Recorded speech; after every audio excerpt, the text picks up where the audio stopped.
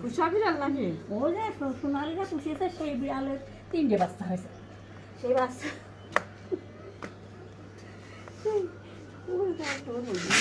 এই বাচ্চাটা খুব রাগি, কালো পুষে না জানি রানা নিয়ে ফেলে তো দোলনা পাইতেছে, ঘরের মধ্যে একটা দোলনা পাইতেছে।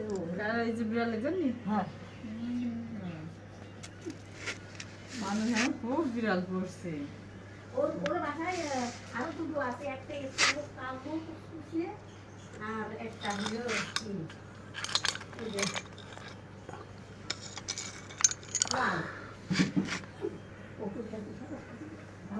ওই বিড়ালের বাচ্চা গেল মানা পুষিয়ে ওর বন্ধু চাইছে।